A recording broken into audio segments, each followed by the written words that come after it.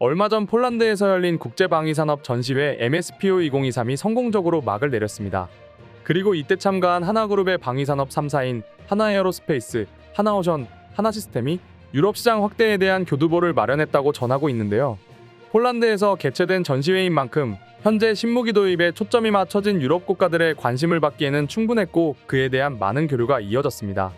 그리고 이 와중에도 폴란드의 요청으로 인해 개발된 한국의 미사일에 많은 유럽 군 관계자들이 관심을 보이고 있었습니다. 지난 9월 5일부터 8일까지 개최된 국제방위산업 전시회 MSPO 2023으로 인해서 한국 방위산업은 또 한 번 좋은 의미로 변화가 생길 것이라는 전망이 보이고 있습니다. 특히 유럽에서 원하는 것은 AI 기술과 최신 반도체로 제작된 첨단 기술 기반의 무기체계인데요. 해당 전시회에 참가하고 참관 중이었던 많은 유럽 국가는 물론 폴란드에도 2차 수출을 위한 준비가 끝났다고 한국의 하나그룹 관계자의 의견이 있었습니다. 그리고 전시회 기간 동안 안제이 두다 폴란드 대통령은 하나전시장에서 하나오션의 잠수함에 대한 설명을 들었다는 것을 전하며 폴란드 대통령이 한국 잠수함에도 많은 관심을 보이고 있다는 것을 보도했습니다. 그리고 이런 수많은 방산물품 중에 유달리 유럽 국가와 폴란드에 의미 있는 무기가 있었는데요. 그건 바로 하나에어로스페이스와 폴란드 국영 방산업체인 PGG의 공동합작인 호마르케이입니다.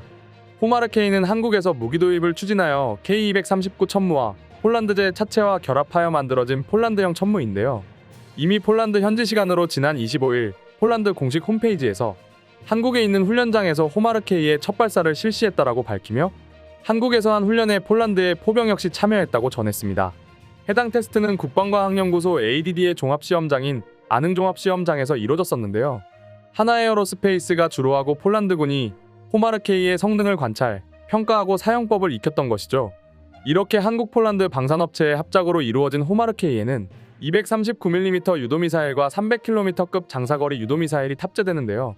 그 외에도 호마르케이는 WB그룹에서 제공하는 토파즈 자동사격 통제 시스템과 폴란드 통신수단이 장착되어 있으며 발사대 모듈과 셰시, 물류 하위 시스템 통합은 폴란드 국영 방산기업인 HSW가 담당하기로 했습니다. 해당 호마르케이의 주력인 천무는 다연장 로켓으로서 최대 300km 떨어진 대상에 대한 오차율 1에서 2m 정도의 정확도를 보이는 수준 높은 무기인데요. 이미 이런 천무의 기량을 알고 있는 세계의 많은 국가들은 천무에 대한 높은 관심도를 보이고 있는데요. 대표적으로 수출이 가능한 나라는 몇몇 있는데 그중 노르웨이가 유력한 나라로 꼽히고 있습니다. 작년 6월 보도에 따르면 노르웨이는 그 당시 300km대의 장거리 공격 능력을 갖추는 것을 희망하며 그에 적합한 무기를 찾고 있다고 발표했으며 그중 가격, 성능, 생산 속도를 포함해서 제일 유력한 후보로 한국의 천무가 꼽히고 있습니다. 물론 그에 상응하는 라이벌 무기로는 몇몇 있지만 가장 결정적으로 한국 방위산업의 생산 속도를 따라갈 나라가 없는 것이 주된 이유라고 밝히기도 했습니다. 사실 현재 미국을 제외한 방위산업 강국으로는 유럽 국가들이 대부분입니다. 하지만 유럽 국가는 냉전 시대 이후부터 방위산업에 대한 투자를 줄이고 생산 시스템에 대해 여러 기관을 거치도록 체제가 만들어져 있기 때문에 무엇 하나를 만든다고 하여도 몇몇 업체를 거쳐서 생산되기 때문에 상당히 비효율적으로 많은 시간이 흐르기 때문에 생산 속도도 더딜 수밖에 없습니다. 거기에 유럽 특성상 주말에는 꼬박꼬박 쉬는 것은 물론이거니와 야근 역시 없기 때문에 더더욱 한국의 생산 속도를 따라올 수가 없는 것이죠. 그렇기에 성능 면에서는 유럽의 무기들이 조금 앞서 나갈지는 몰라도 생산 물량 측면에서 한국 방산 기업들이 압도하기 때문에 유럽 방산의 경쟁력이 떨어질 수밖에 없습니다.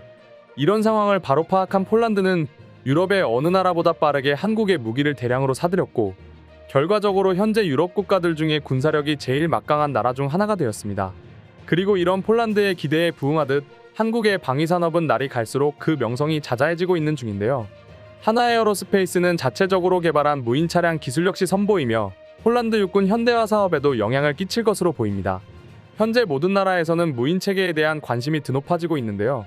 인력에 대한 피해가 없는 것이 가장 큰 이유이며 자동 무인 시스템으로 인해서 군병력 한 명만으로 여러 대의 군함, 전차 등등 많은 기종을 다루고 방어 및 공격 임무를 수행할 수 있기 때문에 미래 전력에 반드시 필요한 기술인 것이죠. 이미 한국의 AI 기술은 세계적으로 높은 수준으로 정평이 나 있습니다. 한국 식당 같은 실생활에도 서빙하는 로봇을 심심치 않게 볼 수 있으며 그 외에 다양한 AI 기술을 보유하고 있기 때문에 군 관련 장비에 적용하는 건 역시 상당히 수월한 입장인 것이죠. 이처럼 현재 한국 방위산업의 기술력은 유럽의 힘겨루기에 중요한 역할을 할 것으로 보이고 있는데요. 천무를 대량으로 구매한 폴란드에 대해서 해외 커뮤니티의 다양한 반응을 확인할 수 있었는데 그럼 지금부터는 한국의 레이저 무기 개발에 대해 외국인들은 어떤 생각을 하고 있는지 더욱 자세히 알아보도록 하겠습니다. 와, 288대라니. 조만간 제대로 붙어보려는 생각인 건가? 지금이야말로 폴란드가 짐승 모드에 들어선 듯. 폴란드 군대는 한국과 미국에서 다양한 군무기를 사들이니 더 재밌어질 것 같아. 저 정도면 한 나라를 통째로 순식간에 없애버린다 해도 충분할 것 같아. 하지만 러시아를 이기기엔 힘들 거야. 이제부터 폴란드는 미스터 월드와이드야. 방금 관련 기사 읽고 왔는데 저 시스템으론 200 또는 290km 범위까지 미사일이 커버할 수 있다고 하는 것 같아. 저런 MLRS가 존재하는지도 모르고 있었어. 저 중에 일부는 크레인이어도 좋을 것 같네. 저건 M140이나 M270 탄약 공간하고 호환되는 건가? 응, 호환되는 걸로 알고 있어. K239는 하이마스의 비유도 로켓도 발사할 수 있지. 이론상으론 비유도 로켓도 발사 가능하다고 하지. 근데 결국은 미국의 GPS 암호화키가 필요하지. 와우, 그러니까 한국인들은 결국 다 호환되게 만들었다는 소리였네? 응, 그게 일단 국제적 기준이니까. 한국은 나토 기준에 뭐든 맞춰서 만들어. 그리고 미국 쪽 군용 무기하고도 호환되게 하고 말이야.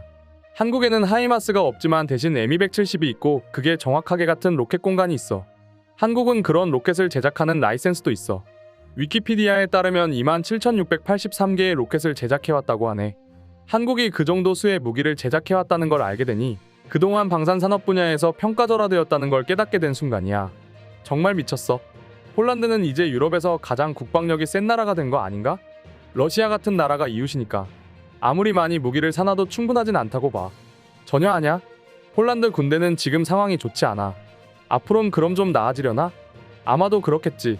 근데 지금 정부론 그렇지도 않지. 지금 하고 있는 모든 새로운 구매는 계획되지 않았던 거고 일부는 비논리적이기도 하지.